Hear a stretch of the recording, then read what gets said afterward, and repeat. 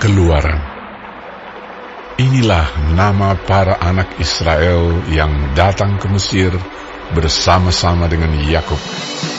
Mereka datang dengan keluarganya masing-masing: Ruben, Simeon, Lewi, dan Yehuda, Isakar, Zebulon, dan Benyamin, dan serta Naftali, Gad, dan Asher.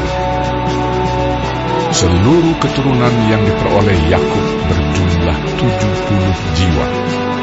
Tetapi Yusuf telah ada di Mesir.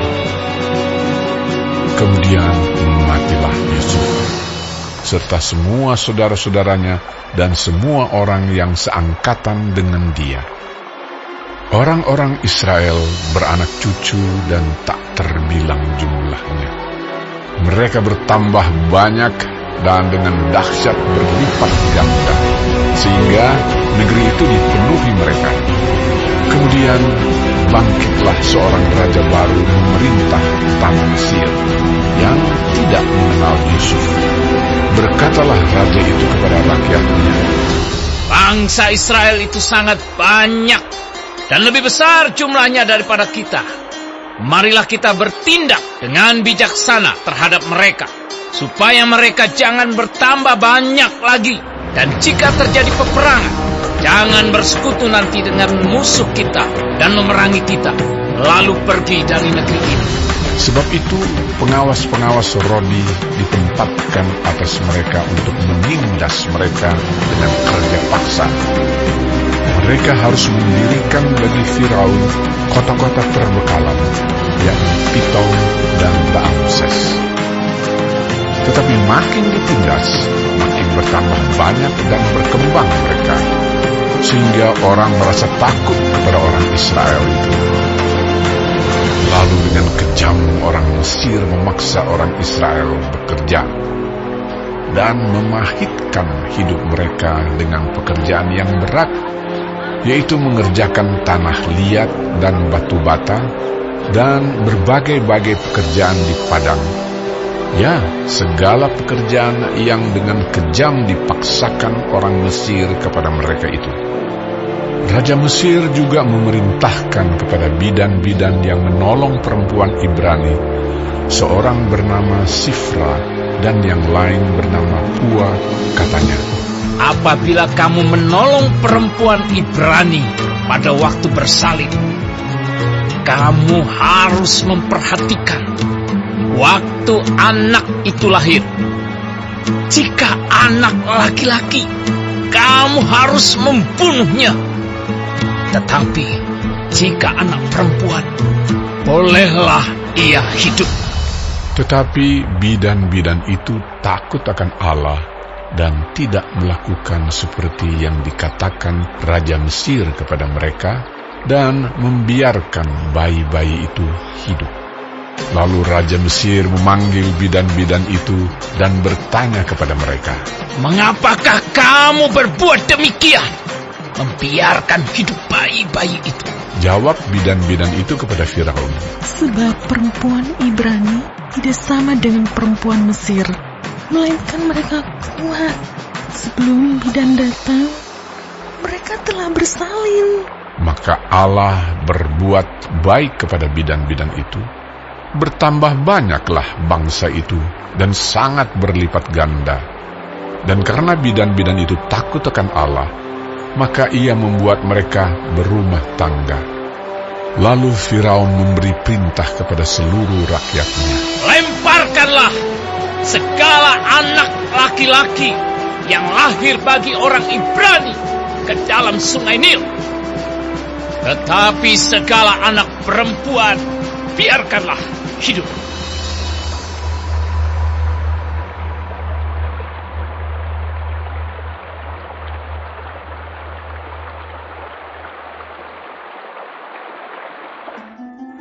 seorang laki-laki dari keluarga Lewi kawin dengan seorang perempuan Lewi. Lalu mengandunglah ia dan melahirkan seorang anak laki-laki.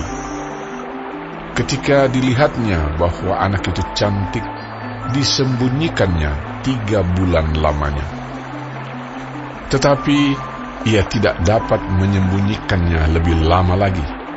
Sebab itu diambilnya sebuah peti pandan, dipakalnya dengan gala-gala dan ter, diletakkannya bayi itu di dalamnya, dan ditaruhnya peti itu di tengah-tengah teberau di tepi sungai Nil.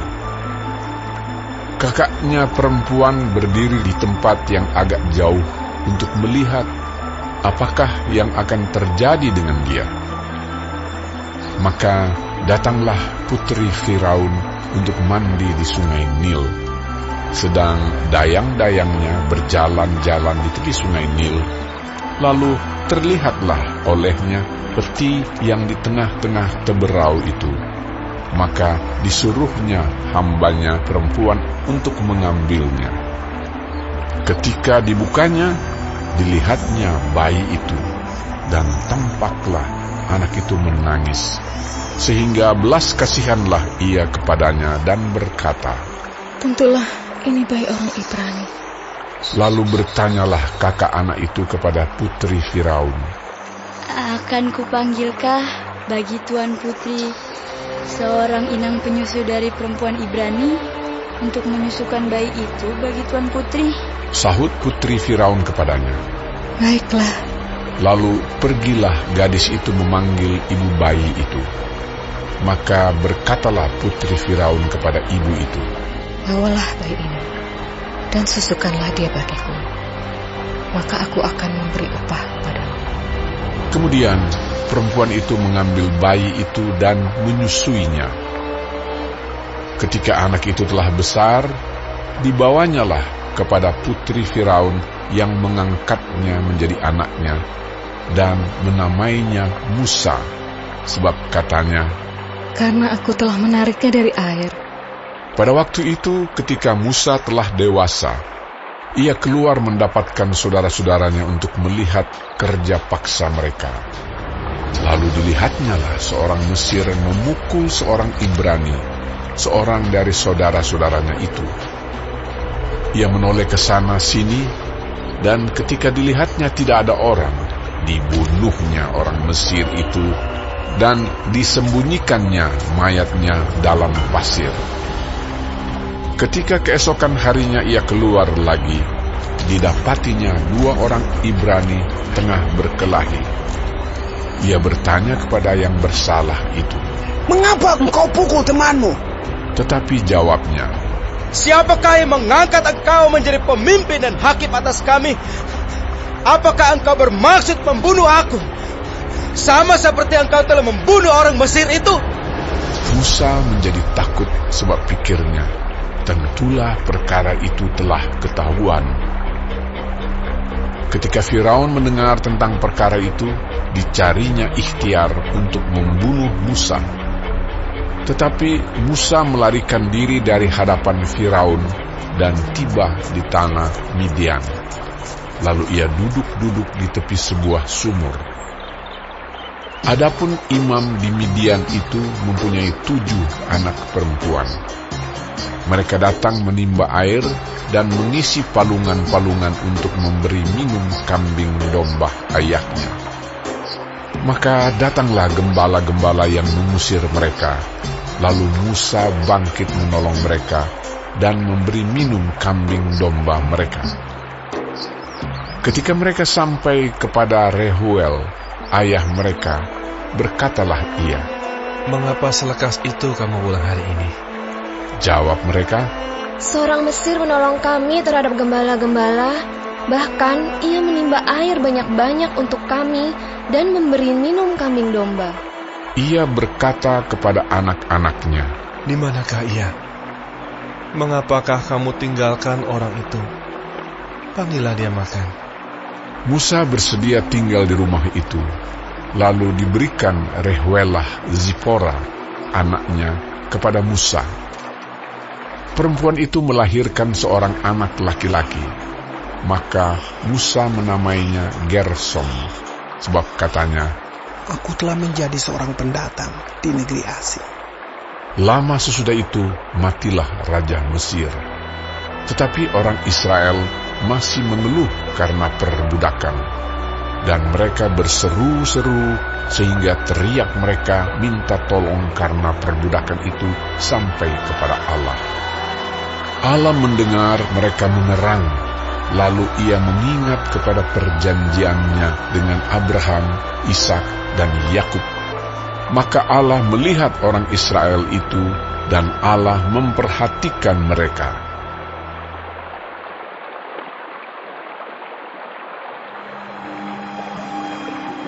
Adapun Musa, ia biasa menggembalakan kambing domba Yitro, mertuanya, imam di Midian.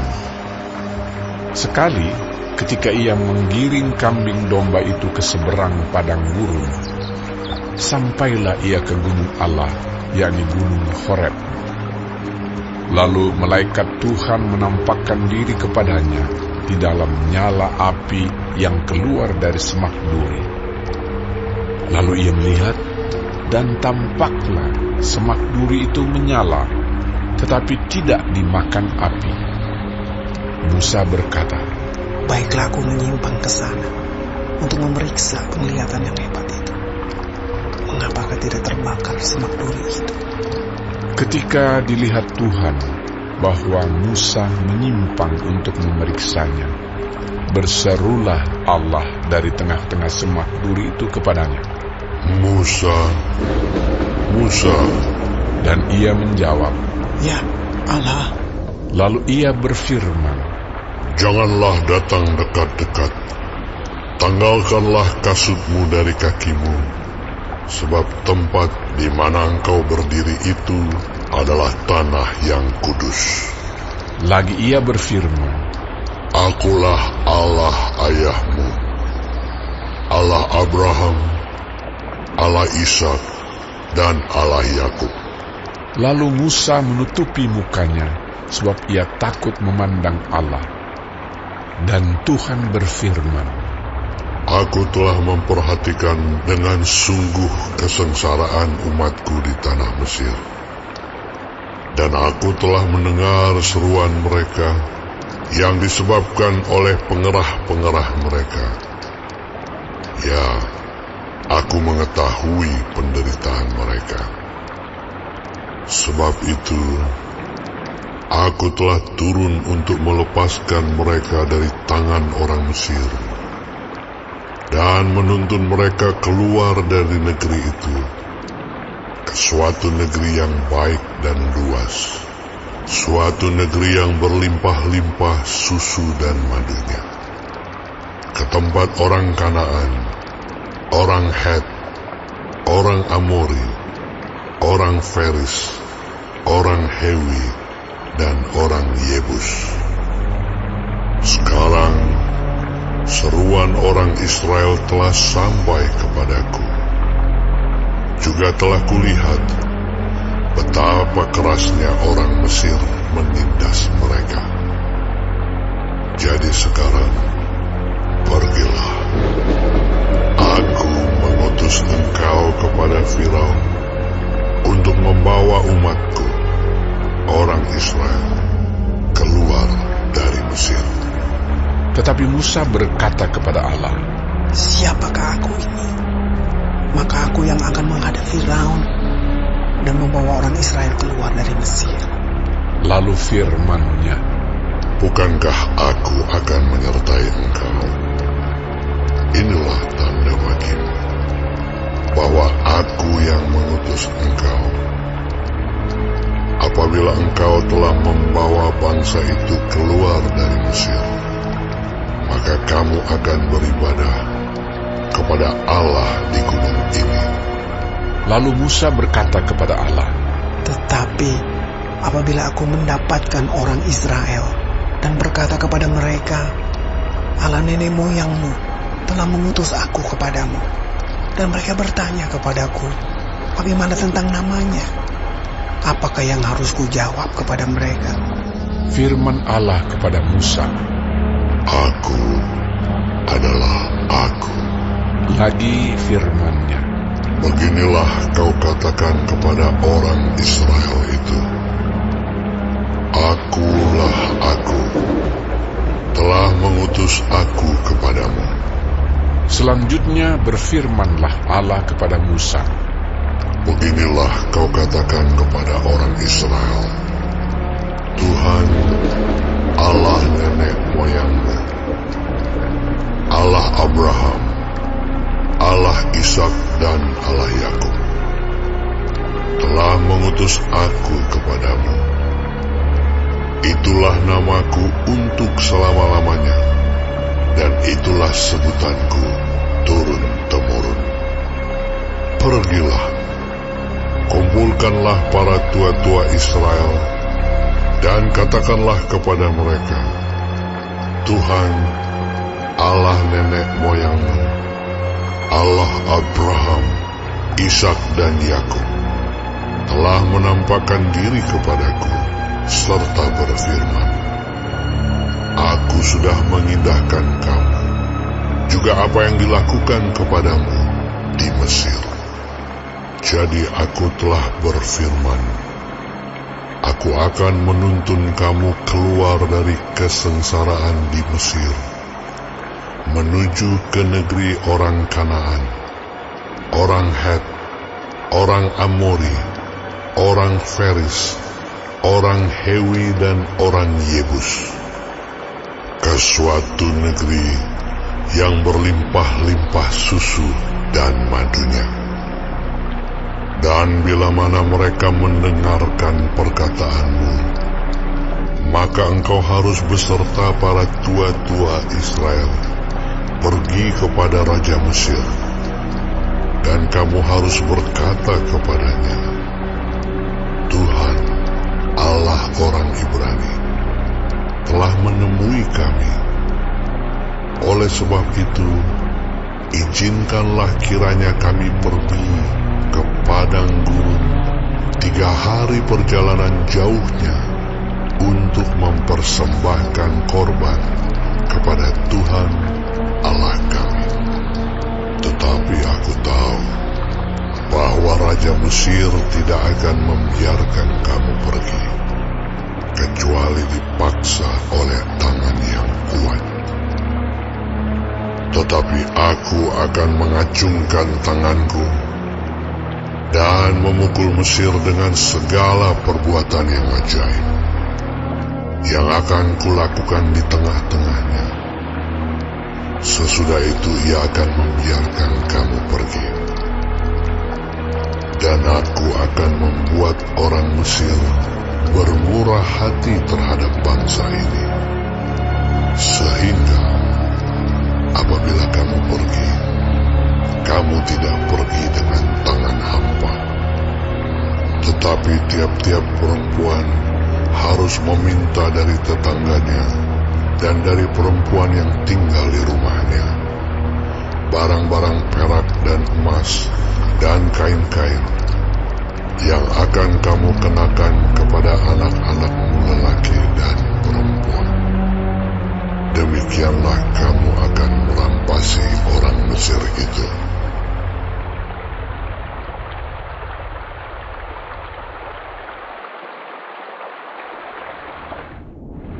Lalu sahut Musa, Bagaimana jika mereka tidak percaya kepadaku dan tidak mendengarkan perkataanku, melainkan berkata, Tuhan tidak menampakkan diri kepadamu? Tuhan berfirman kepadanya, Apakah yang di tanganmu itu? Jawab Musa, Tongkat. Firman Tuhan, Lemparkanlah itu ke tanah. dan ketika dilemparkannya ke tanah, maka tongkat itu menjadi ular, sehingga Musa lari meninggalkannya. Tetapi firman Tuhan kepada Musa, Ulurkanlah tanganmu dan peganglah ekornya. Musa mengulurkan tangannya, ditangkapnya ular itu, lalu menjadi tongkat di tangannya. Supaya mereka percaya bahwa Tuhan, Allah nenek moyang mereka, Allah Abraham, Allah Ishak, dan Allah Yakub, telah menampakkan diri kepadamu. Lagi firman Tuhan kepadanya, Masukkanlah tanganmu ke dalam bajumu. dimasukkannya tangannya ke dalam bajunya, dan setelah ditariknya keluar, maka tangannya kena kusta putih seperti salju. Sesudah itu firman-Nya, masukkanlah tanganmu kembali ke dalam bajumu. Musa memasukkan tangannya kembali ke dalam bajunya, dan setelah ditariknya keluar, maka tangan itu pulih kembali seperti seluruh badannya. Jika mereka tidak percaya kepadamu dan tidak mengindahkan tanda mujizat yang pertama, maka mereka akan percaya kepada tanda mujizat yang kedua. Dan jika mereka tidak juga percaya kepada kedua tanda mujizat ini dan tidak mendengarkan perkataanmu, maka engkau harus mengambil air dari sungai Nil dan harus kau curahkan di tanah yang kering. Lalu air yang kau ambil itu akan menjadi darah di tanah yang kering itu. Lalu kata Musa kepada Tuhan, Tuhan, aku ini tidak pandai bicara, dahulu pun tidak, dan sejak engkau berfirman kepada hamba-Mu pun tidak. Sebab aku berat mulut dan berat lidah. tetapi Tuhan berfirman kepadanya, siapakah yang membuat lidah manusia? Siapakah yang membuat orang bisu atau tuli? Membuat orang melihat atau buta? Bukankah aku, yakni Tuhan? Oleh sebab itu, pergilah. Aku akan menyertai lidahmu dan mengajar engkau apa yang harus kau katakan. Tetapi Musa berkata, Tuhan, utuslah kiranya siapa saja yang patut kau utus. Maka bangkitlah murka Tuhan terhadap Musa, dan ia berfirman, bukankah di situ Harun, orang Lewi itu, kakakmu? Aku tahu bahwa ia pandai bicara. Lagi pula ia telah berangkat menjumpai engkau. Dan apabila ia melihat engkau, ia akan bersuka cita dalam hatinya. Maka engkau harus berbicara kepadanya dan menaruh perkataan itu ke dalam mulutnya. Aku akan menyertai lidahmu dan lidahnya, dan mengajarkan kepada kamu apa yang harus kamu lakukan. Ia harus berbicara bagimu kepada bangsa itu. Dengan demikian ia akan menjadi penyambung lidahmu, dan engkau akan menjadi seperti Allah baginya. Dan bawalah tongkat ini di tanganmu, yang harus kau pakai untuk membuat tanda-tanda mujizat. Lalu Musa kembali kepada mertuanya Yitro serta berkata kepadanya, izinkanlah kiranya aku kembali kepada saudara-saudaraku yang ada di Mesir, untuk melihat apakah mereka masih hidup. Yitro berkata kepada Musa, pergilah dengan selamat. adapun Tuhan sudah berfirman kepada Musa di Midian, kembalilah ke Mesir, sebab semua orang yang ingin mencabut nyawamu telah mati. Kemudian Musa mengajak istri dan anak-anaknya lelaki, lalu menaikkan mereka ke atas keledai, dan ia kembali ke tanah Mesir, dan tongkat Allah itu dipegangnya di tangannya. Firman Tuhan kepada Musa, pada waktu engkau hendak kembali ini ke Mesir, ingatlah, supaya segala mujizat yang telah kuserahkan ke dalam tanganmu kau perbuat di depan Firaun. Tetapi aku akan mengeraskan hatinya, sehingga ia tidak membiarkan bangsa itu pergi. Maka engkau harus berkata kepada Firaun, beginilah firman Tuhan, Israel ialah anakku, anakku yang sulung. Sebab itu aku berfirman kepadamu, biarkanlah anakku itu pergi, supaya ia beribadah kepadaku. Tetapi jika engkau menolak membiarkannya pergi, maka aku akan membunuh anakmu, anakmu yang sulung. tetapi di tengah jalan di suatu tempat bermalam, Tuhan bertemu dengan Musa dan berikhtiar untuk membunuhnya. Lalu Zipora mengambil pisau batu, dipotongnya kulit katan anaknya, kemudian disentuhnya dengan kulit itu kaki Musa sambil berkata, Sesungguhnya engkau pengantin darah bagiku. Lalu Tuhan membiarkan Musa, pengantin darah, kata Zipora waktu itu karena mengingat sunat itu. Berfirmanlah Tuhan kepada Harun, Pergilah ke padang gurun menjumpai Musa. Ia pergi dan bertemu dengan dia di gunung Allah, lalu menciumnya. Kemudian Musa memberitahukan kepada Harun segala firman Tuhan yang disuruhkannya kepadanya untuk disampaikan dan segala tanda mujizat yang diperintahkannya kepadanya untuk dibuat. Lalu pergilah Musa beserta Harun, dan mereka mengumpulkan semua tua-tua Israel. Harun mengucapkan segala firman yang telah diucapkan Tuhan kepada Musa, serta membuat di depan bangsa itu tanda-tanda mujizat itu. Lalu percayalah bangsa itu, dan ketika mereka mendengar bahwa Tuhan telah mengindahkan orang Israel dan telah melihat kesengsaraan mereka, maka berlututlah mereka dan sujud menyembah.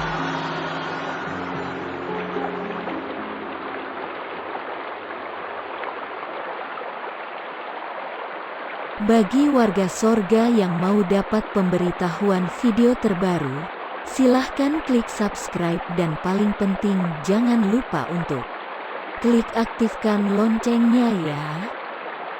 Warga sorga terkasih, tolong bantu beri saya semangat upload video baru dengan kasih like ya. Ayo warga sorga menjadi berkat bagi orang lain dengan membagikan video ini ya. Tuhan Yesus Kristus memberkati kita warga sorga. Amin.